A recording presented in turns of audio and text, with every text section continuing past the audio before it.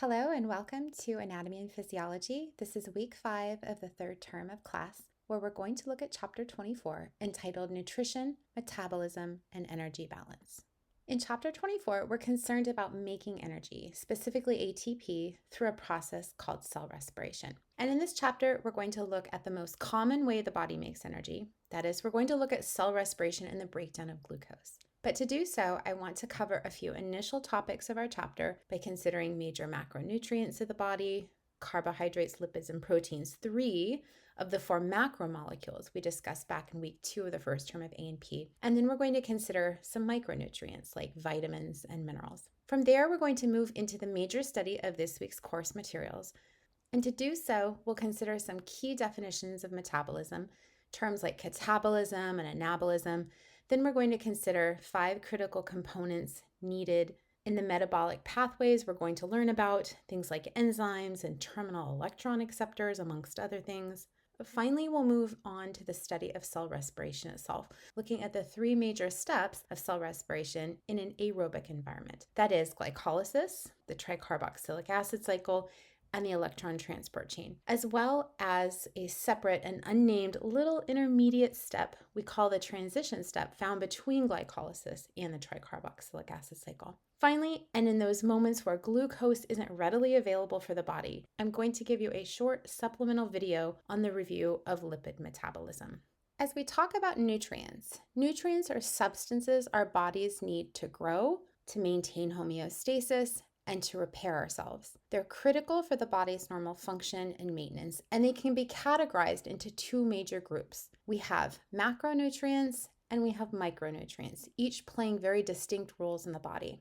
Macronutrients, which we actually called macromolecules back in chapter 2 of the first term of A&P, include carbohydrates, proteins, and fats, and they play a variety of roles in the body. Carbohydrates are a primary source of energy in the body. Proteins are essential for the production of hormones and enzymes, as well as in the repair of body tissues. And fats provide a concentrated source of energy while also protecting organs, keeping the body warm, helping with the absorption of fat-soluble vitamins. Micronutrients, including vitamins and minerals, are vital for various biochemical processes in the body. For instance, vitamin A is important for vision, vitamin C is important in the immune system, vitamin D is important in bone and tooth health. And of course, these are just generalizations, but they do give you that general idea of their importance. Minerals, they're also important, and we rely on calcium for bone health, potassium for nerve function, iron for the transportation of oxygen via hemoglobin. We're going to go through these in more detail in a little bit. Finally, we have essential nutrients.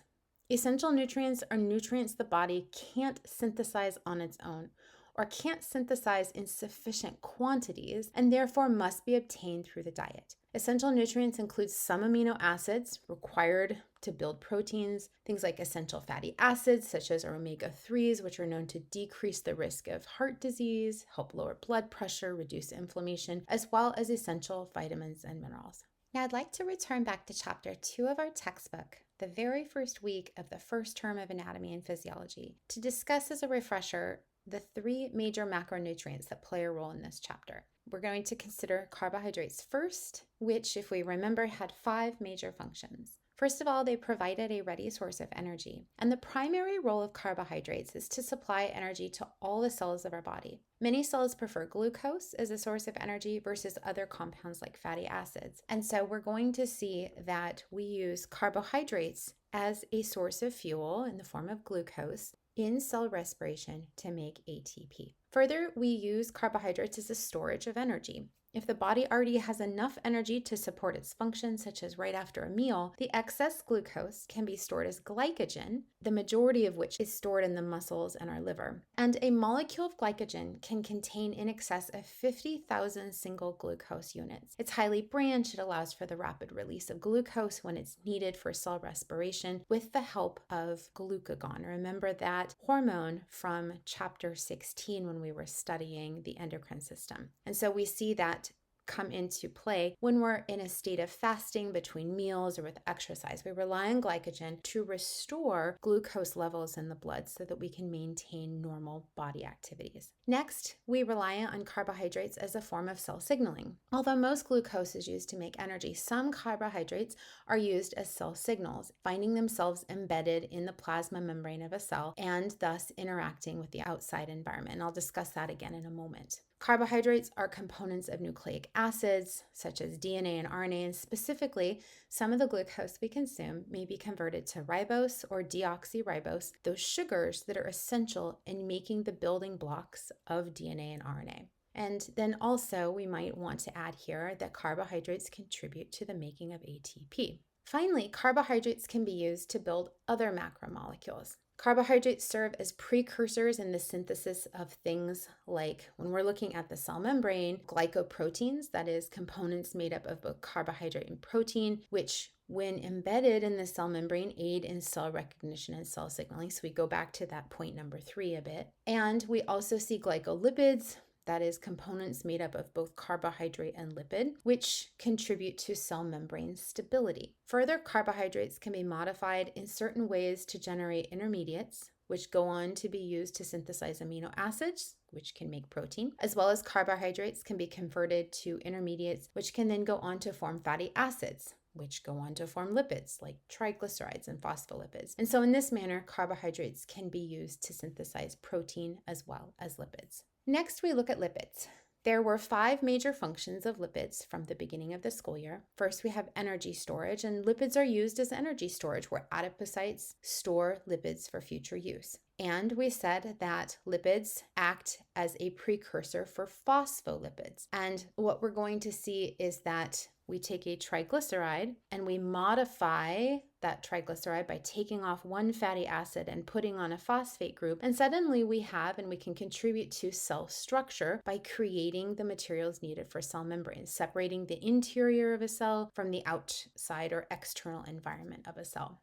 Our lipids are going to maintain an internal environment. They're going to act as an insulator. And with the help of hormones, lipids can help control or contribute to the body's internal environment, thus contributing toward thermoregulation to regulate body temperature with the help of our hypothalamus. Lipids help protect the body. When stored in adipose tissue, that adipose tissue surrounds organs and other body structures, providing cushioning and providing protection against blows. And then finally, we see that lipids are going to contribute to a bioavailability of nutrients. Lipids aid in absorbing and transporting fat-soluble vitamins like A, D, E, and K, as well as they help contribute to making steroid hormones, so thus helping with chemical signaling and homeostasis throughout our body. Finally, we can consider proteins and their major functions in the body. We had a list of 6 functions, and certainly there are more than this, but this was the list I gave you at the beginning of the school year. Proteins serve as structural support. They form the framework of the body, such as they provide collagen in bone and other connective tissues. We see keratin in the skin, our hairs, and our fingernails. They act as enzymatic proteins. So remember, enzymes are proteins, and those regulate biochemical reactions throughout the body. We've seen these throughout the course. We're going to see this especially with digestion and metabolism.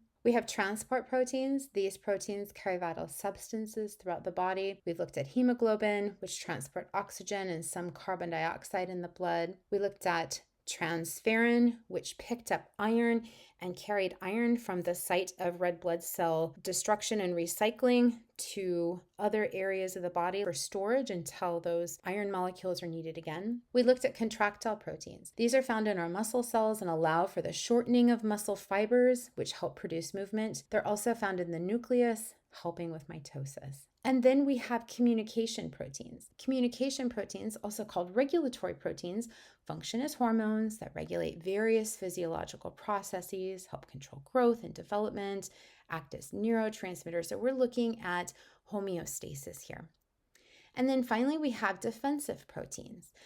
Some proteins act in immunological response to protect against foreign substances and invading pathogens. Here we're thinking about antibodies, which are secreted by plasma cells. Remember, those were B cells that became effector cells once they differentiated. Next, I want to talk about micronutrients, and we have vitamins and minerals as the topics of our micronutrients according to our textbook.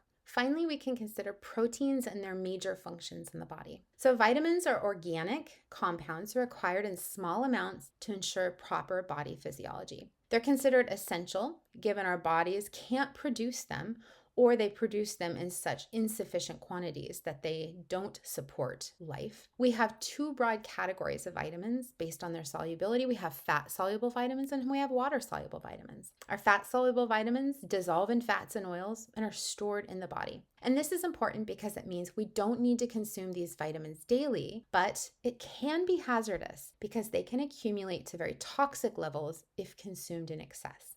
Our fat-soluble vitamins include vitamin A, which is vital for vision, vitamin D, which is necessary for calcium absorption, for bone health, for immune function, vitamin E, which acts as an antioxidant to protect cells of the body from oxidative damage, and vitamin K, which is critical in the blood clotting pathway, if you remember from the end of last term. Fat-soluble vitamins, we just discussed a few weeks ago where we indicated in order to pull those into the body, we needed to rely on our lacteals, or those lymphatic capillaries that are found within the microvilli of the small intestine. And so we permit the absorption of dietary fats, and with that, fat-soluble vitamins are absorbed together. So in order to absorb fat-soluble vitamins, we do need to have some dietary fats, of which we pick that up via the lacteals of the small intestine, which end up in the blood and then end up being processed from there in primarily the liver. We also have water-soluble vitamins. Water-soluble vitamins dissolve in water and are not stored in the body. As a result, they need to be consumed more regularly than fat-soluble vitamins, and these vitamins include vitamin C as well as our B complex vitamins. Vitamin C is important for immune function. It also serves as an antioxidant. The B vitamins vary by function. We have a number of B vitamins. B1, which is thiamine, is necessary for nerve function and energy metabolism. B2 is riboflavin, and it's important for energy production. B3, niacin, is critical for DNA repair. B5, pantothenic acid, is needed to make coenzyme A, which we're going to see in the lecture today, plays a major role in the production of ATP. We'll see B6, pyridoxine, which is needed for the production of red blood cells. We have B7, biotin, is needed for fatty acid synthesis. B9 is folate, which is needed for DNA synthesis and cell division. B12 is cobalamin, and it's necessary for neurological function and red blood cell formation. So we have this variety of B vitamins here. We call those the B complex vitamins. I hope with this information in mind, you're struck by all the important micronutrients that are needed for healthy body physiology. And a balanced diet will help ensure that we get an adequate supply of these essential vitamins so that all these physiological processes can proceed forward from day to day. Finally, I want to talk about minerals. Minerals are the inorganic elements found in our body that originate from the earth that can't be synthesized by living organisms. So we don't synthesize our minerals. In fact, they must be attained through the diet. And as you can see from looking at this list, you're going to recall studying some of them, and you'll find that minerals are vital for various physiological functions. We remember that calcium is essential for bone and tooth formation. It's needed in muscle contraction, in nerve transmission, as well as blood clotting. Those are some of the areas we've considered calcium this school year. Chlorine, together with sodium and potassium, helps maintain proper fluid balance and distribution through the body, playing a role in regulating blood volume and blood pressure. And it's a key component of hydrochloric acid in the stomach, necessary for the activation of an enzyme called pepsin, which leads to the breakdown of proteins in the diet into smaller peptides and into amino acids. And it also aids in nerve impulse. So some of this we haven't yet covered, but we're going to cover as we proceed through these next few weeks. Potassium helps maintain fluid and electrolyte balance. It also supports muscle contraction and nerve function. Sodium also helps regulate fluid balance and blood pressure and is essential for nerve function and muscle contraction. Remember, we saw potassium and sodium moving across the sarcolemma. We were looking at muscle contraction, and we also saw the same minerals in the form of ions moving across the neurolemma, or the cell membrane of nervous tissue, allowing for the transmission of nerve impulse. We need iron for the formation of hemoglobin and oxygen transportation in the blood, amongst other things. We do rely on iodine, which is essential for thyroid hormone production and regulating metabolism. We see phosphorus together with calcium helping build bones and teeth, as well as it's involved in energy metabolism. Think of phosphate with ATP and with DNA synthesis. We have magnesium, and while not studied directly, as we've seen with things like calcium, sodium, and potassium, magnesium is required for many biochemical reactions.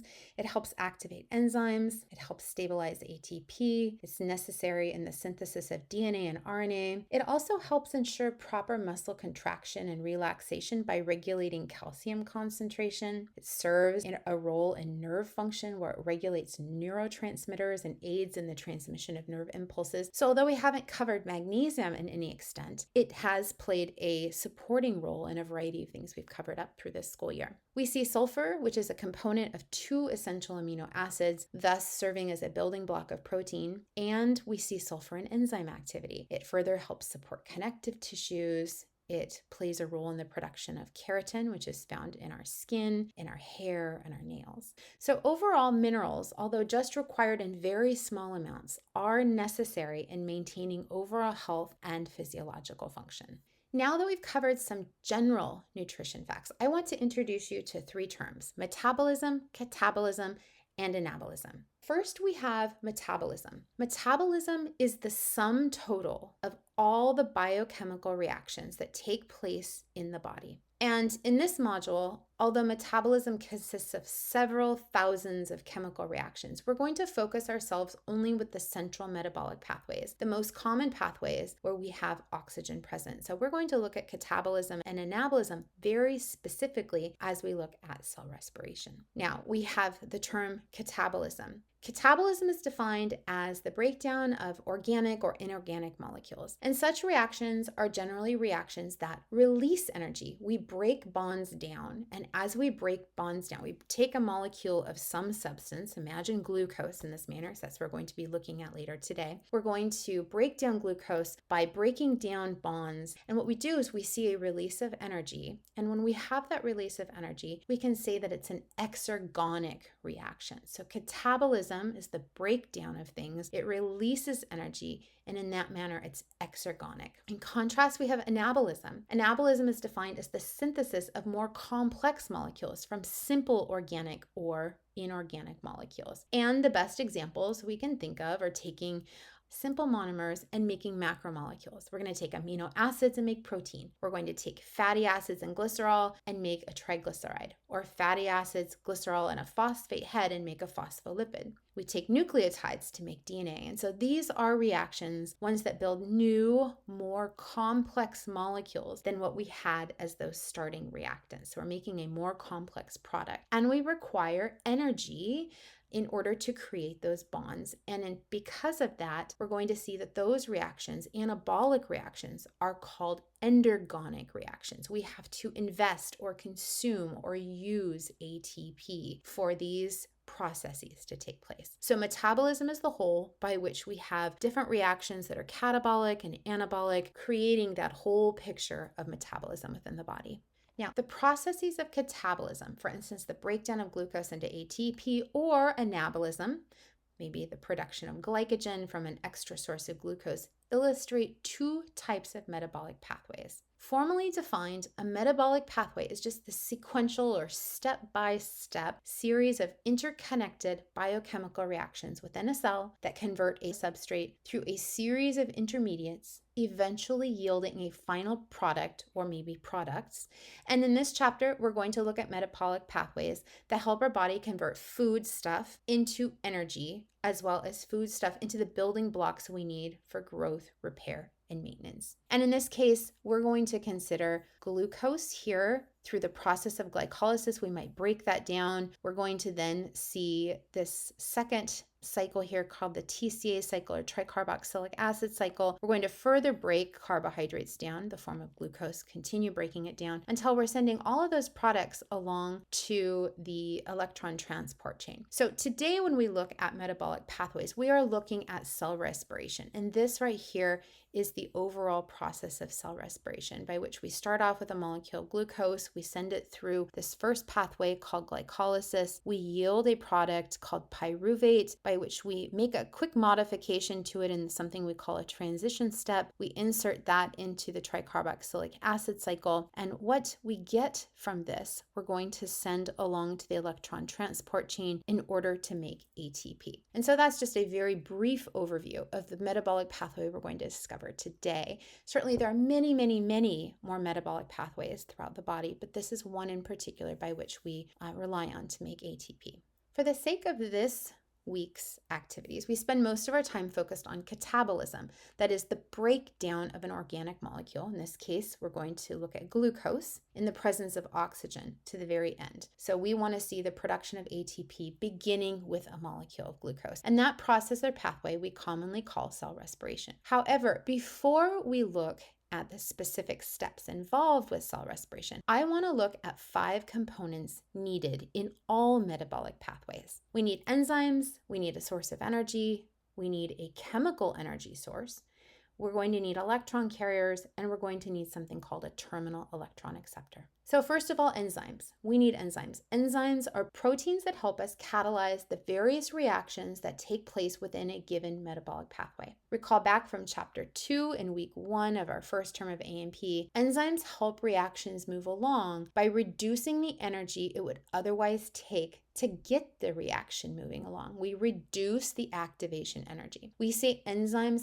help lower the activation energy of a reaction. So they function as biological catalysts to get things moving. Next, we have ATP. We need an energy source. In this case, we rely on adenosine triphosphate, or ATP, and you should know that the term triphosphate, that part of ATP, is where the energy is at. If we remove a phosphate group, the terminal phosphate group of adenosine triphosphate, that's going to release energy. And in doing so, we create ADP, but we also have energy to fuel some kind of reaction. And cells continuously produce ATP as a result of these exergonic reactions in the process of catabolism, and then use that energy to power endergonic reactions associated with anabolism. We also need a chemical energy source. We must have some kind of chemical energy source, some kind of substance to break down. And in the case of cell respiration, we're going to rely on glucose as our chemical energy source, especially the electrons stored in the various atoms making up a molecule of glucose.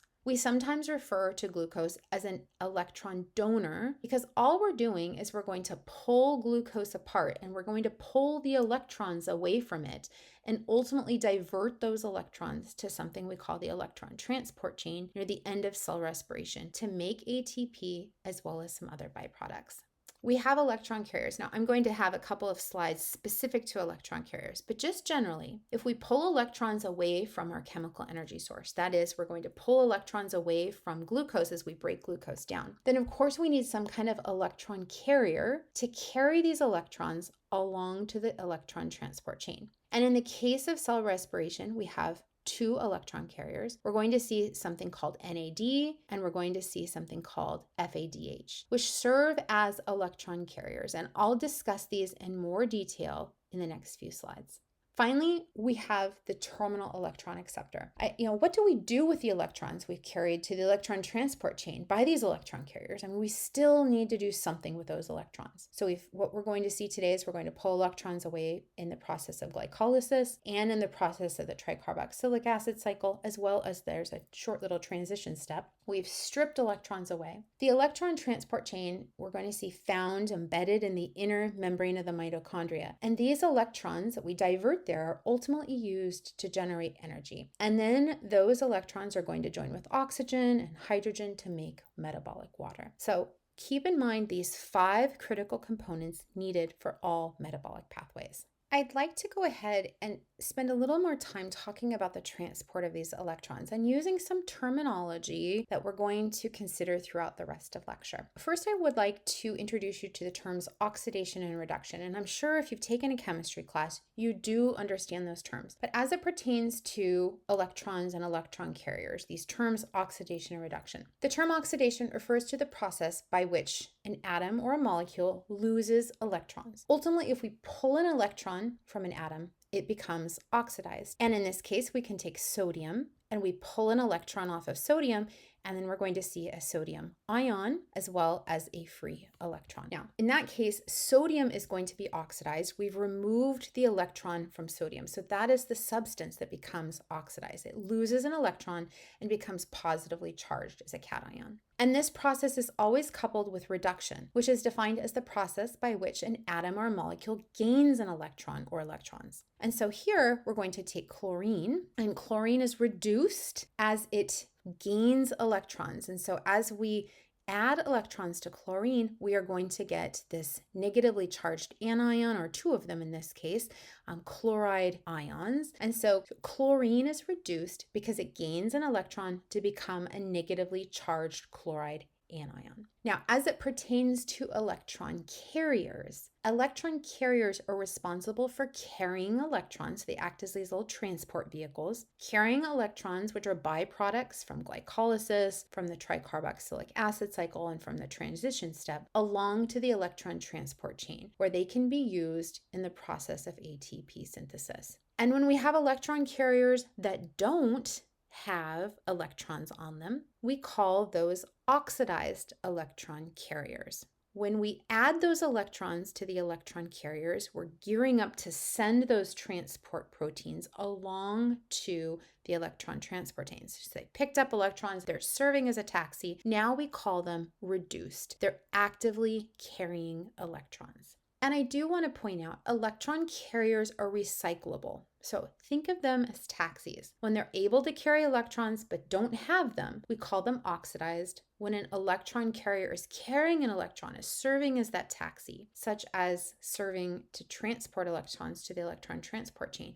we call them reduced electron carriers. So keep those terms in mind. These are going to come up as we talk about the various steps of cell respiration. Now, not to focus too much on this, but let's talk about the electron carriers relevant to this chapter. Before we consider cell respiration, know that we have two electron carrier vehicles that make their appearance, one in glycolysis and then both of them in the tricarboxylic acid cycle. First, we have nicotinamide adenine dinucleotide, or NAD. And that's going to serve as an electron carrier both in glycolysis, the intermediate step, and the tricarboxylic acid cycle. And in its oxidized state, we see that it is termed NAD with a little plus. Whereas when it's reduced, here we've reduced, we're going to see it identified as NADH plus an extra hydrogen ion.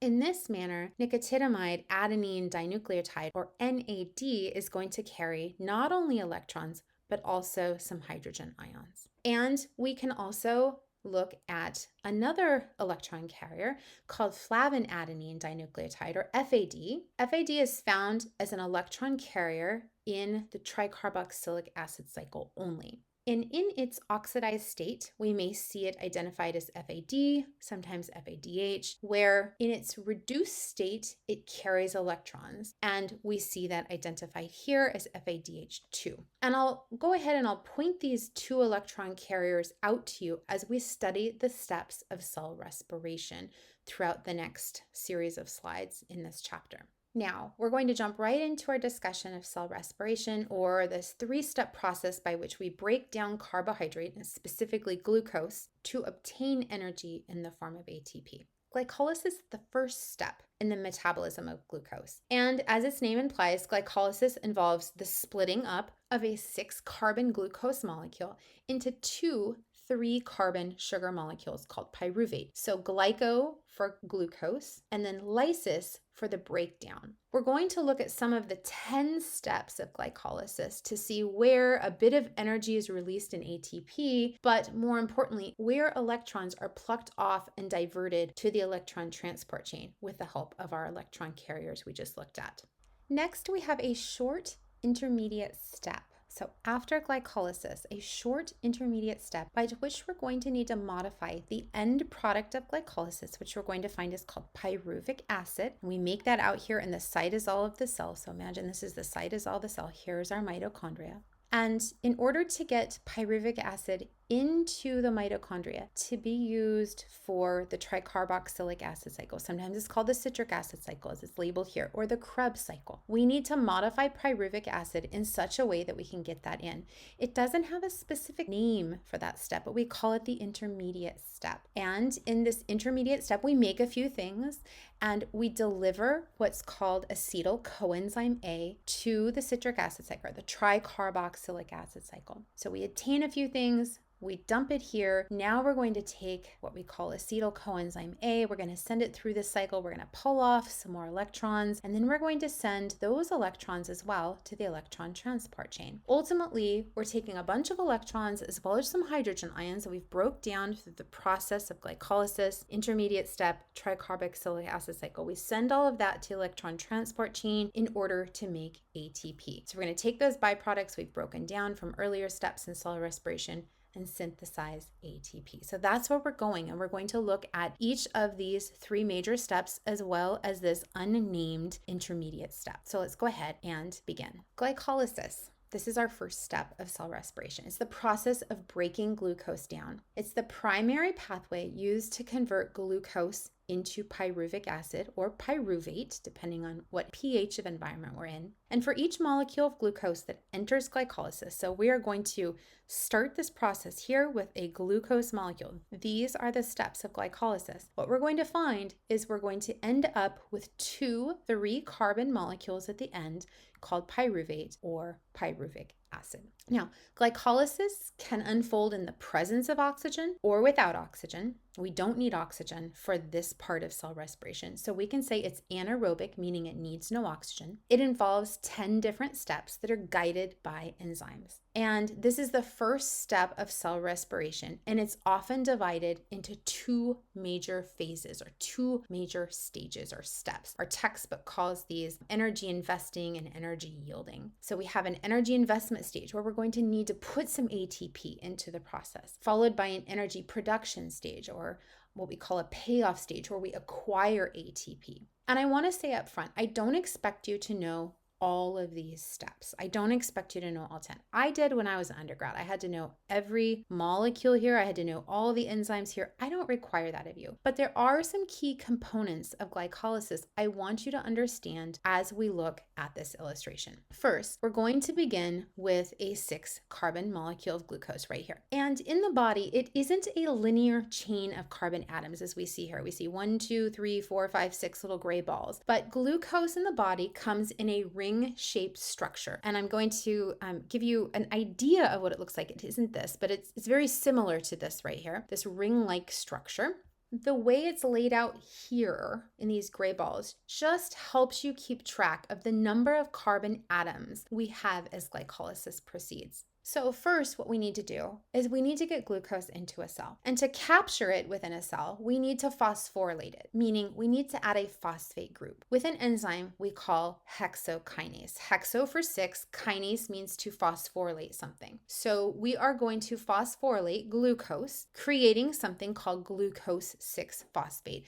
That is the first step here of glycolysis. And what we're going to do in doing that, we take ATP, we pull off a phosphate group, we're going to add it to the 6th carbon of glucose right here. And so we then have glucose 6-phosphate. And so in the ring structure, it looks a little like this. We have an oxygen molecule. So here is carbon 1, 2, 3, 4, 5. Carbon number 6 is here. We attach a phosphate group to carbon number 6. And so that ensures that then glucose can stay within the cell. Our phosphate groups here, again, are just denoted with yellow. So gray represents carbon, yellow is going to be phosphate.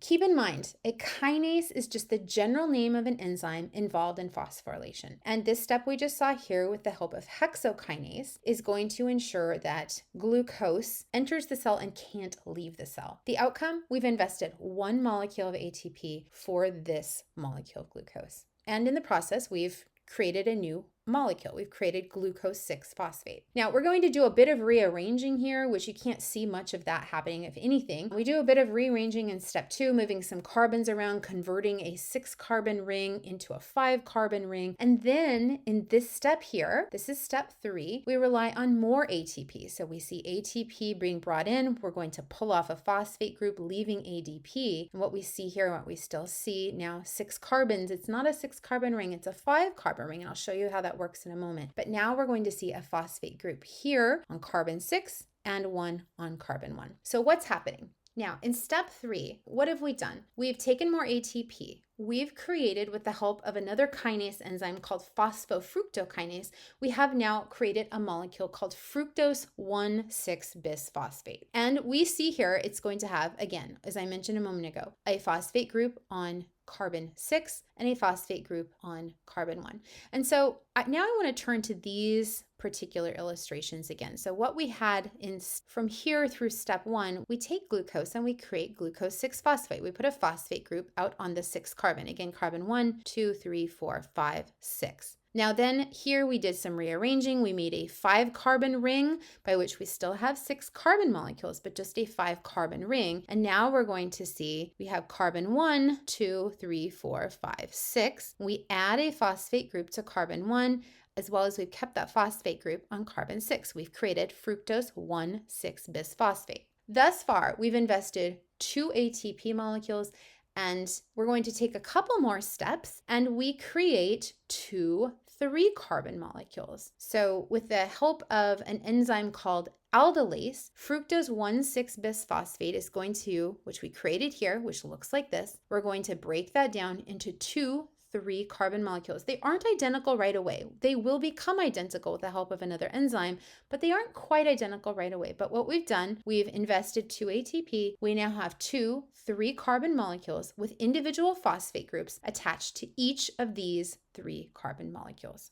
Now, we have arrived to what we call the energy yielding part of glycolysis. This is the second half of glycolysis. And we're going to see here, there's something special that happens here. We see some electron carriers. Why are we going to see electron carriers? We see NAD, which is the oxidized electron carrier, going to pick up some electrons and pick up some hydrogen ions. Those are going to go off to the electron transportase. So this is something new here in step 6. NAD comes in. It's responsible for picking up electrons and respective hydrogen ions. And this is our first electron carrier. And remember, we take that to the electron transport chain. Additionally, we're going to see some yellow molecules here added here and here. So if we look at what's here, glyceraldehyde 3-phosphate, we had 1 phosphate group on the 3rd carbon. Well, now we're going to see not only electron transport carriers, but we're also going to see the addition of more phosphate groups. How does this happen? Well, it represents inorganic phosphate. We haven't pulled phosphate from ATP, but we've pulled phosphate from the cell. We've added another phosphate to this little 3-carbon molecule, or each of them, I should say. So now we have phosphorylated again, but we haven't invested ATP. So now we have 2 beautiful little 3-carbon molecules with phosphate groups on either side. Again, this is called 1,3-bisphosphate. Yet, despite how perfect they look, we're going to begin plucking phosphates off to make ATP. This is going to be the actual energy yielding process. So next step, what happens?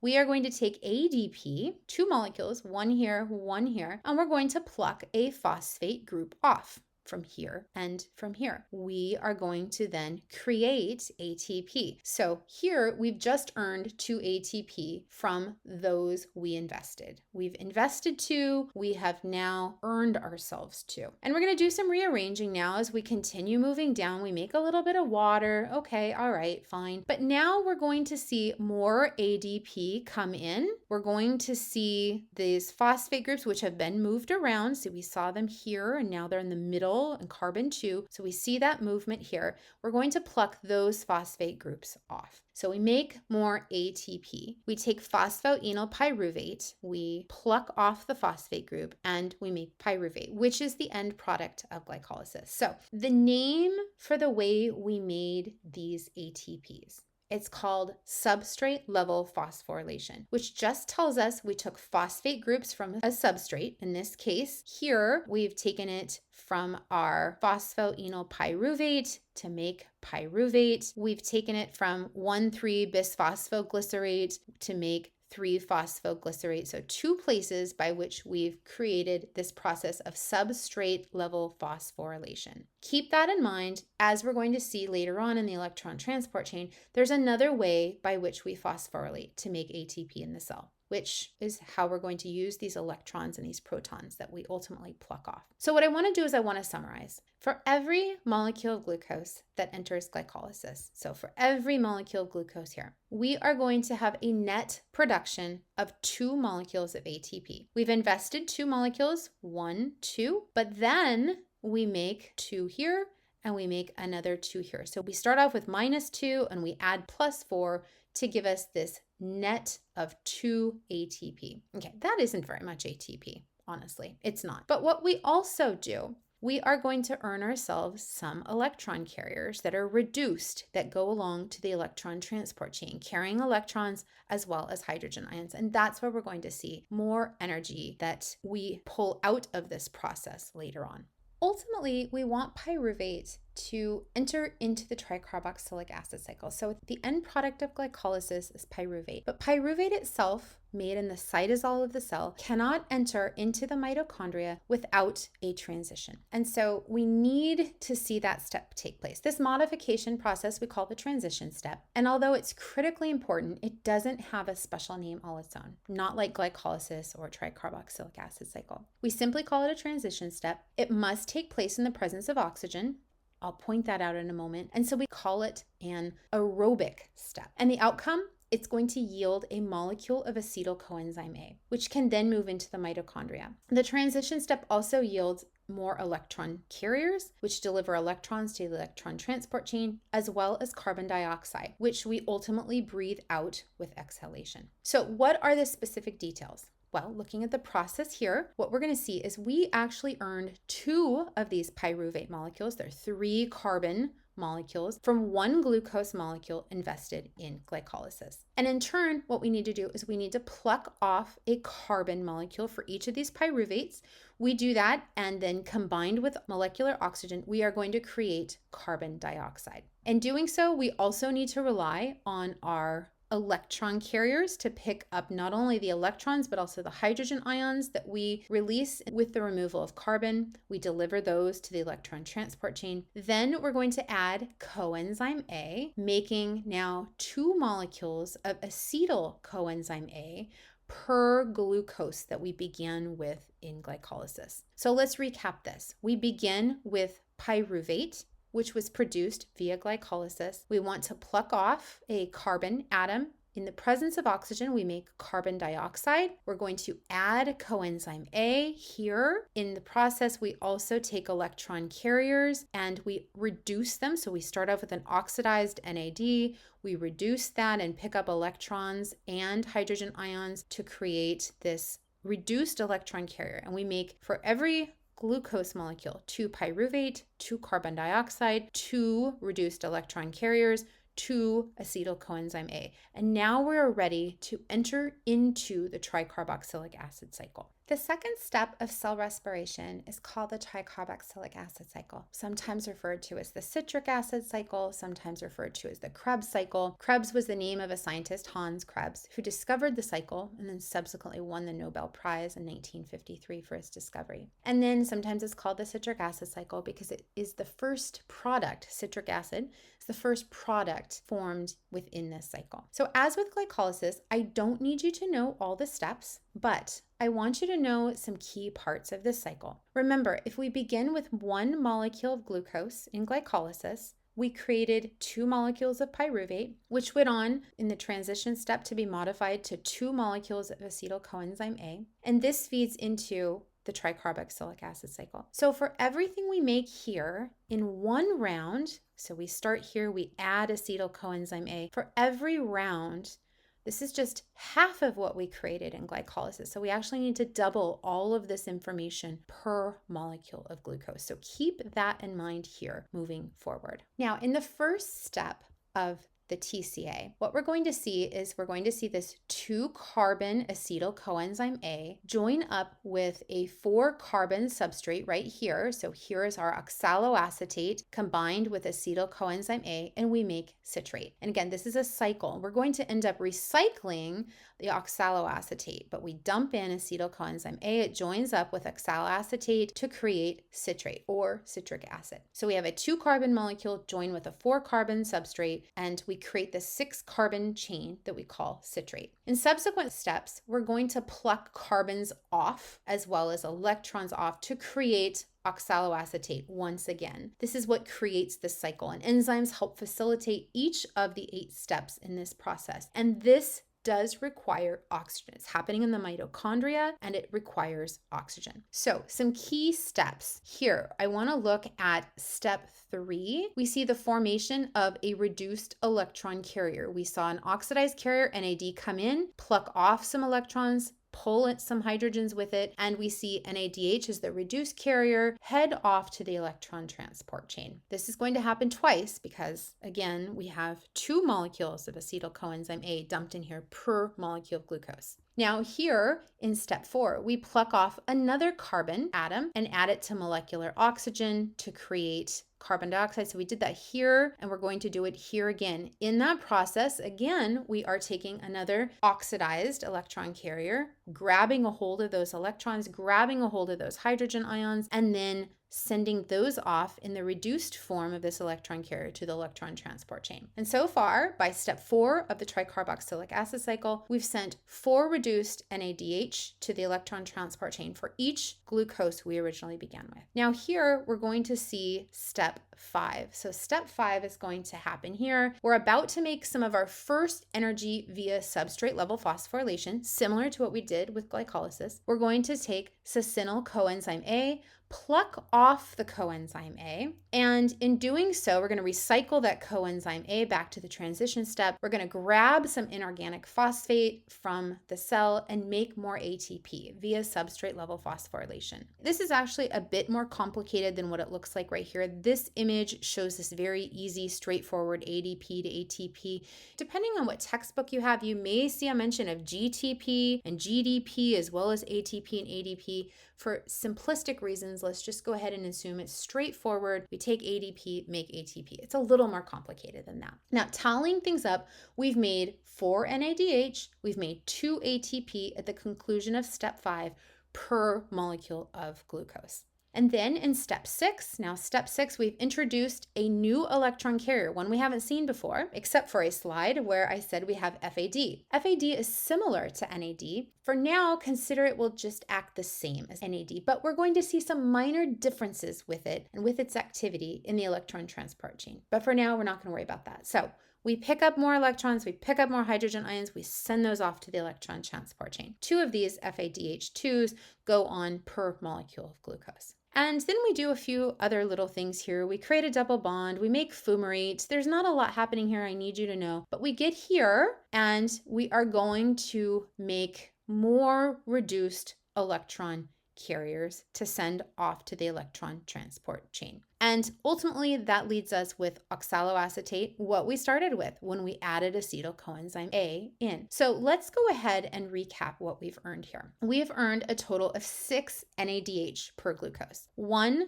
2, 3, and we have to double that, so that's 6. We have earned 2 FADH2s. Right here, one of those, but we take this cycle twice per glucose molecule, so we make 2 FADH2s. We also make 2 ATP molecules by substrate level phosphorylation per glucose molecule. And we also produce some carbon dioxide here and here. We make a little bit of metabolic water here. We end up with oxaloacetate, which can be reused and recycled. So we are now at the process where we can take the next step to look at the electron transport chain. This process, this tricarboxylic acid cycle, was a very valuable cycle to us, not necessarily in the form of substrate level phosphorylation to produce ATP directly, but in all of these electron carriers in their reduced state that we send to the electron transport chain.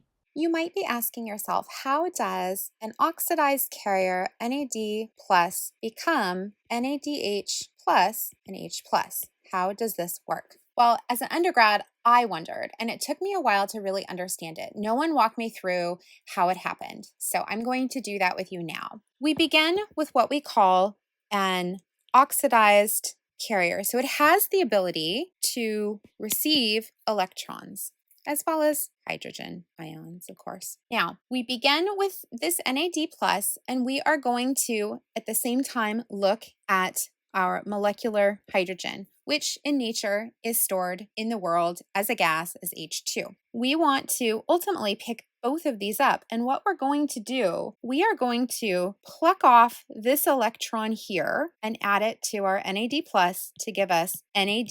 This is a negative charge. So a negative and a positive becomes neutral. And we are going to then add this hydrogen to give us NADH. And what is left over is a hydrogen ion. So this is how we end up with the oxidized form of the electron carrier.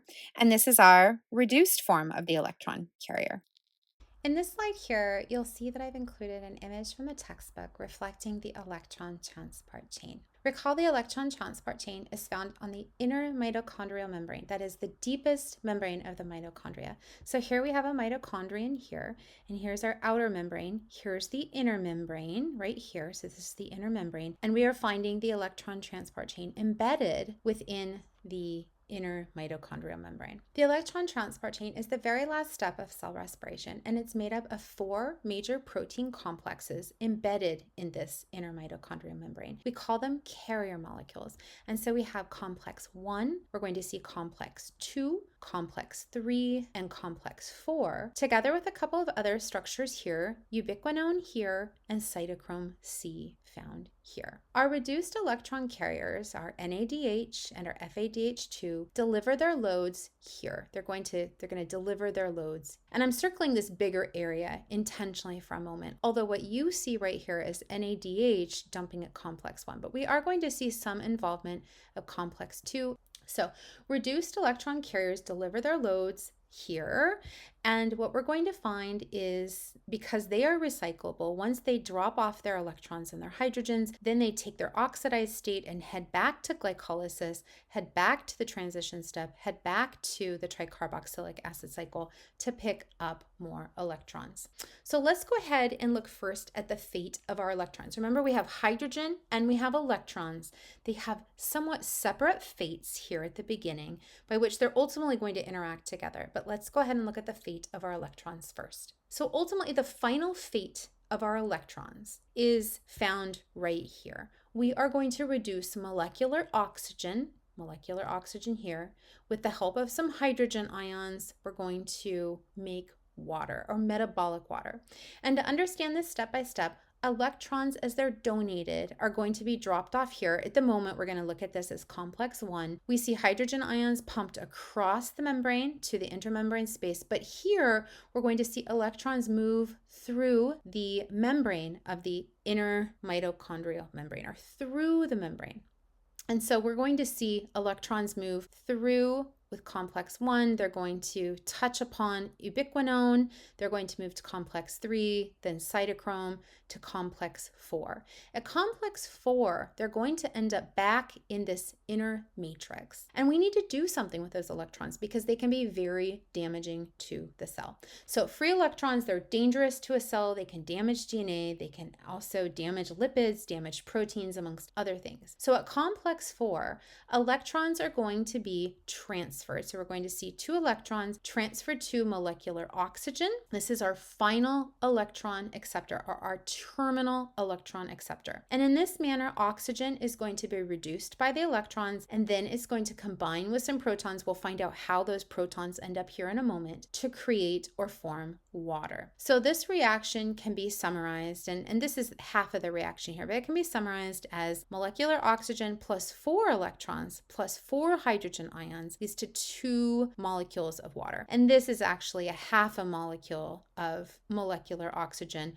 plus 2 hydrogen ions plus 2 electrons equals 1 water molecule. But we've just made this a little easier by not having to split molecular oxygen in half. Now, I would like to go on to the next slide. And in the next slide, I want to talk about the fate of protons. And again, I'm going to bring up electrons here, but we are going to look at more the fate of our protons. And I've kind of alluded to that in terms of that complex 4 and making of our metabolic water. But let's see what actually happens with our protons. So in the last slide, I gave you a glimpse of the end of the story. Here, we need to revisit electrons first. Recall electron carriers are going to arrive at this mitochondrial matrix, the innermost part, this blue part right here. This is where we're seeing our reduced carriers drop off our hydrogen ions and our electrons. And then they're going to be transferred, hydrogen ions at least, transferred across the inner mitochondrial membrane to the intermembrane space. Electrons are going to move through the membrane via these complexes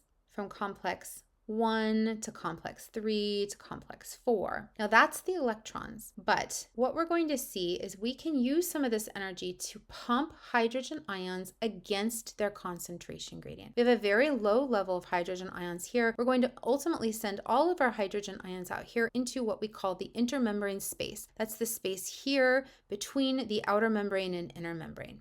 Okay, so that's fine. Now we've built up a concentration gradient of hydrogen ions out here. And we also at the same time, so we created a proton gradient or a hydrogen gradient.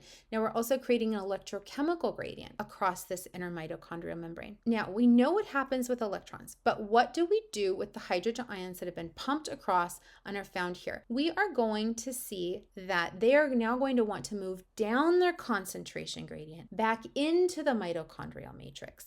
And so they will actually rely on this protein here, this membrane protein. We're going to call this the ATP synthase pump. It's a protein complex spanning the inner mitochondrial matrix. So as protons move across, we will see that that is the energy we need to attach an inorganic phosphate to our ADP to create ATP. And here we create ATP in a new process we call oxidative phosphorylation. So we're not talking about substrate level phosphorylation here, but rather we're talking about oxidative phosphorylation.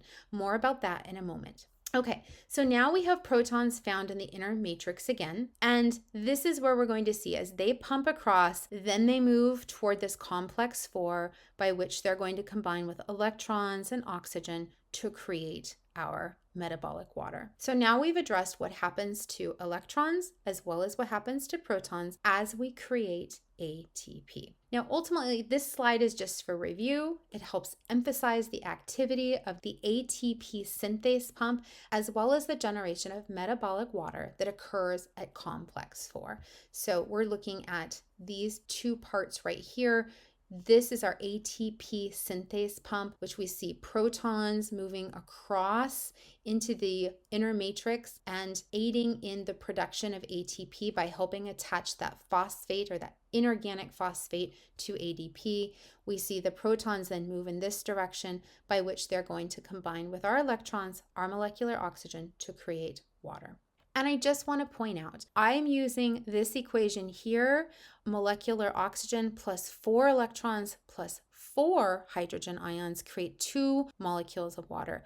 Or our textbook is actually going to take it as our 2 hydrogen ions plus half of our oxygen leads to 1 molecule. These are the same. We've just doubled here. Now, I'd like to have a discussion about phosphorylation. That is the addition of a phosphate group with the help of an enzyme called kinase. We have 2 ways by which we can create ATP. In glycolysis and in the tricarboxylic acid cycle, we created ATP directly by plucking phosphate groups off of a substrate. In this case, in glycolysis, we took 1,3-bisphosphoglycerate to make 3-phosphoglycerate. We also took phosphoenolpyruvate to make pyruvate. In the tricarboxylic acid cycle, we took succinyl coenzyme A to make succinic acid. And in doing that and plucking those off, we made ATP via substrate level phosphorylation. A phosphate group comes from a substrate, comes from some kind of molecule within a pathway. We pluck that phosphate group off, we add it to ADP to make ATP. But in contrast, we also have another way to make ATP. In this case, at the electron transport chain, we saw the production of ATP in a slightly different way, in a process we called oxidative phosphorylation. So recall we moved electrons through complexes 1, 3, and 4, and as we did so, protons are pumped from the intermembrane space into the mitochondrial matrix, creating this electrochemical. Recall we moved electrons through complexes 1, 3, and 4, and as we did so, we also saw the production of ATP by moving protons from the intermembrane space where they were highly concentrated down their concentration gradient through the ATP synthase pump, creating ATP. And using those protons then, we created, with the help of oxygen, with those hydrogen ions and electrons, we made molecular water. So that process, ultimately, hydrogen helps attach a phosphate group to ADP to create ATP. That is oxidative phosphorylation. That's the process of producing ATP by harnessing the energy released from electron transfers and a proton gradient created across that inner mitochondrial membrane. Oxidative phosphorylation only occurs at the electron transport chain. And we're going to see in a moment that we make lots and lots of ATP via oxidative phosphorylation and just a few ATP molecules with the help of our substrate level phosphorylation. In this slide, I just want to show you another way of viewing the process of substrate level phosphorylation, comparing it to oxidative phosphorylation. Now, we saw the production of ATP by substrate level phosphorylation in two places of glycolysis. Remember, we made 4 molecules of ATP. We had to invest 2, but we made 4 with a net of 2. So the two places by which we saw that happen, we saw 1,3-bisphosphoglycerate. We saw the removal of a phosphate group here to make 3-phosphoglycerate. And then in the very last step of glycolysis, we took phosphoenol pyruvate here on the second carbon, removed that to make pyruvate, in turn making some ATP. In the tricarboxylic acid cycle, there was one place by which we made some substrate level ATP. We took succinyl coenzyme A, and in doing so with a few steps, it was a little more complicated than what we saw with glycolysis, but we ultimately make ATP as well as we pull out coenzyme A, making succinate.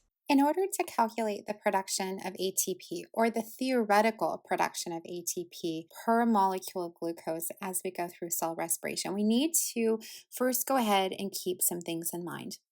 First, you should understand that NADH plus H plus, that reduced version, is going to give us approximately 2.5 ATP. And our FADH2 is going to give us roughly 1.5 ATP molecules. Now, let's go ahead and recall a few things. First of all, in glycolysis, so here is glycolysis, and we saw the production of 2 ATP per glucose molecule. So that was our 2 net ATP right here. We also saw the production of 2 NADH, so our reduced electron carriers.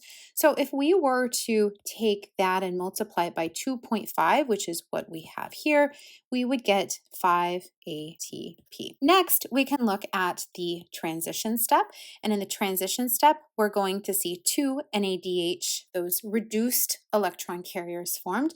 So again, we're going to multiply by 2.5 because that's what we see here, and we get another 5 ATP produced. Lastly, as we move to the tricarboxylic acid cycle, we have a net of 2 ATP produced by substrate level phosphorylation. So that was 2 ATP here. But we also have some electron carriers that were reduced, delivering electrons and protons along to the electron transport chain. Here we have 6 electron carriers that have been reduced. We're going to multiply that by 2.5, and that will give us 15 ATP.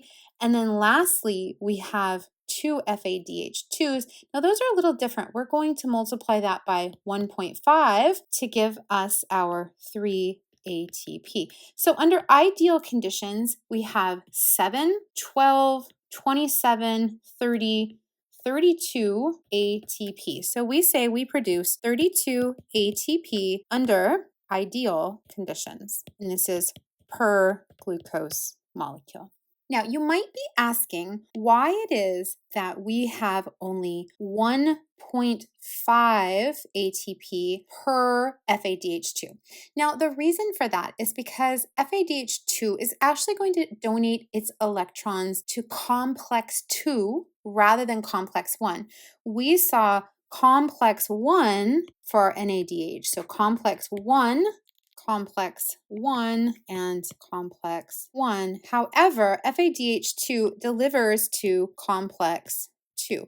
And as a result, there isn't quite as much energy and value to that as we see with delivery of electrons and protons to complex 1. So that's why we actually see that difference between 2.5 and 1.5 ATP per electron carrier. One additional thing I want to note, depending on how you learn this class, in my microbiology class, I teach this and I round up for students. So we would see a roundup of 3 ATP or 2 ATP, and that will change the value. Here in this class, I specifically ask you to know the more detailed number of 2.5 versus 1.5. So this material right here, that's what I ask you to know for anatomy and physiology. If you take another class from me, you may see that I round up to 2 and to 3, and so you would see a slightly different calculation here. But for all intents and purposes in this class, you should recognize a total of 32 ATP under ideal conditions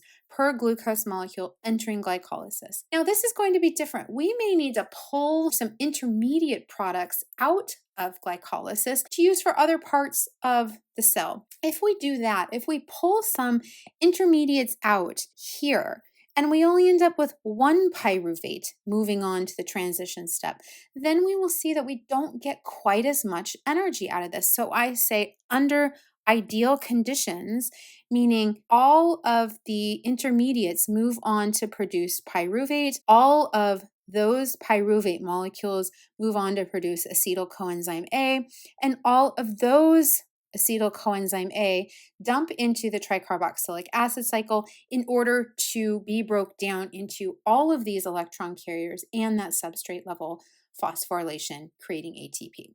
Although not to be discussed in any length in today's lecture, I did want to point out that the textbook discusses 3 other concepts in terms of carbohydrate metabolism. We have terms glycogenesis, glycogenolysis, and gluconeogenesis. For the intent of this course, I don't need you to understand the biochemical pathways associated with each of these processes, but I'd like you to know the definitions and why such a pathway may be needed. For glycogenesis, think glyco for glycogen and genesis meaning to create. And with this in mind, we're creating glycogen, which often occurs under situations of high glucose concentrations in the blood, such as what might occur after a meal. Remember that we rely on insulin to pull glucose out of the blood and into cells, and glycogenesis occurs, and we see then storage of glycogen in the liver and skeletal muscle tissue. We also have glycogenolysis, and in that case, think glycogen and then lysis, or the breakdown of glycogen. In this manner, under low blood glucose concentrations, glycogen is lysed to free up glucose to deliver to the blood, which occurs under situations of fasting between meals. And if you remember back from chapter 16, we looked at glucagon, a hormone produced to release glycogen, dumping glucose into the blood to help fuel energy between meals. And lastly, we have gluconeogenesis. Again, think gluco for glucose, neo for new, genesis for creating something. And under situations of low blood glucose with little glycogen available in the liver or skeletal muscle tissue, the liver takes the responsibility of creating glucose from non-carbohydrate sources, usually using substrates that come from metabolic pathways such as glycolysis of the tricarboxylic acid cycle. Now, this slide concludes the presentation for cell respiration and the breakdown of carbohydrates for energy, as well as other carbohydrate reactions in carbohydrate metabolism. Outside today's video, you're going to be assigned an additional supplemental video, required supplemental video, and a worksheet activity for your understanding of lipid metabolism, where you'll find instructions in your Canvas module. So that's it. I hope you have a great day, and this was chapter 24.